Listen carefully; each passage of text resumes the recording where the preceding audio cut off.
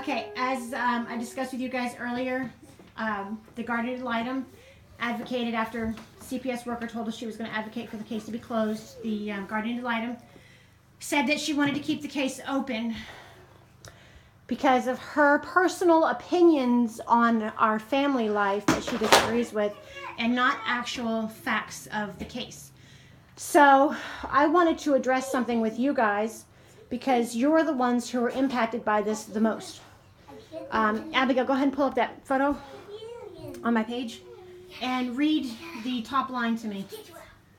A guardian ad litem should determine the facts of the case by interviewing the child. Cabinet for Families and Children's Family Services worker, family members, therapists, and others as necessary. And by reviewing reports and other information when interviewing a child is impractical, due to age or other circumstances. Inspection of the home or place of care and or an interview with the foster parent or caretaker is an adequate substitute. If these events do not occur, perhaps due to hostility toward the guardian ad litem or other safety concerns, the guardian ad litem should document the reason the action did not occur. Okay.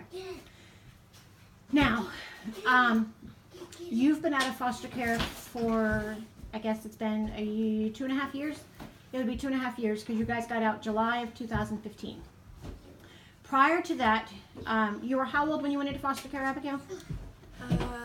12? You were 12. How old are you now? 15. Okay. So,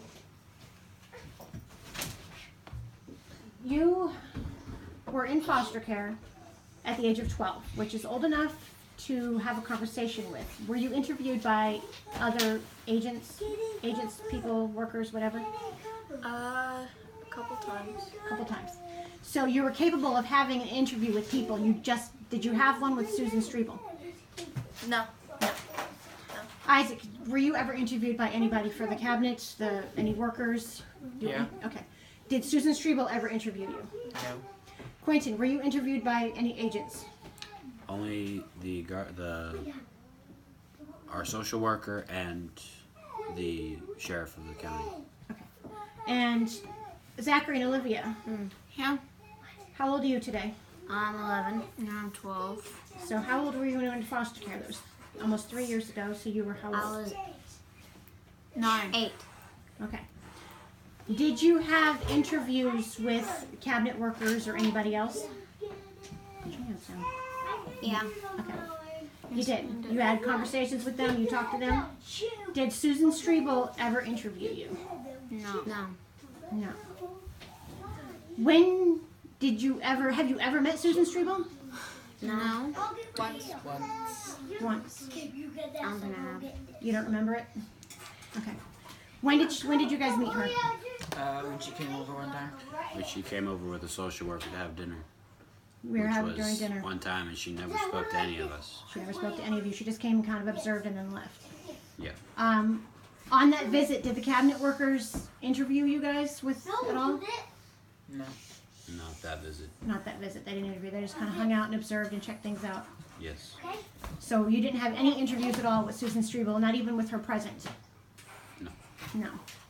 So that first thing says she must interview you unless there's something barring her. Obviously, there was nothing barring her from interviewing you while you were in care, and certainly nothing while you were at home. Nothing barring her from that. I think it's the second one. Isaac, go ahead and read the second one. See it? This one. Yeah. A guardian A GAL. ad litem. A GAL should meet with and observe the child, assess the child's needs and wishes with regard to the representation and issues in the case, and explain the proceedings to the child according to the child's ability to understand. Did she ever explain any of this case to you? Nope. Zachary, Olivia, Yes. did the guardian ad litem ever explain anything in this case to you? No. No. Let me read that. Make sure I got all the questions on that one answered.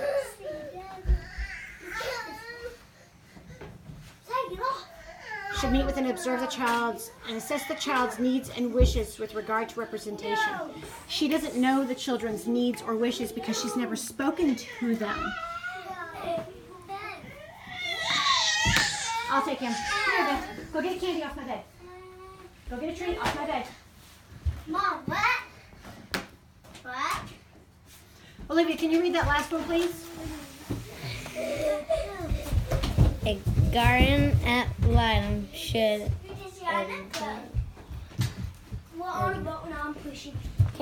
can't pronounce long words. Okay, let's check it out.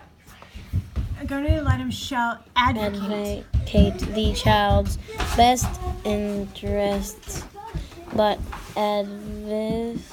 advise the court when the child disagrees with the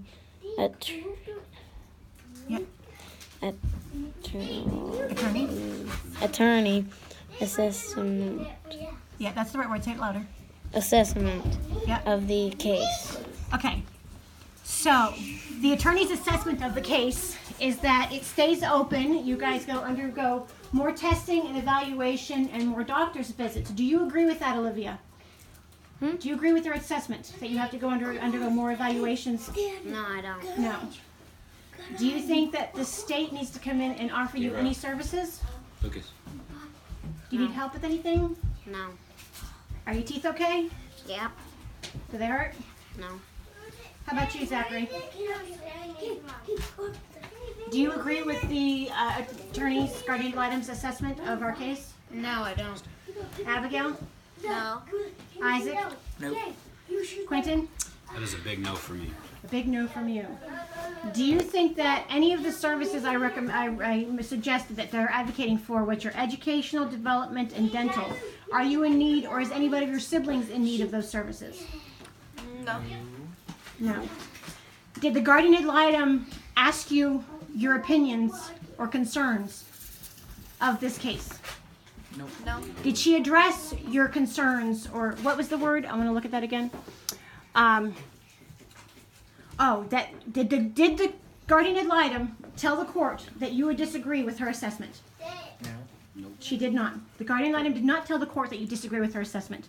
That is a violation of the responsibilities of a guardian ad litem per Kentucky law. If you want more information, here is that right there. If you need to contact somebody, this is one of the places to get information. You can also contact the Kentucky Bar Association because they'll give you information as well.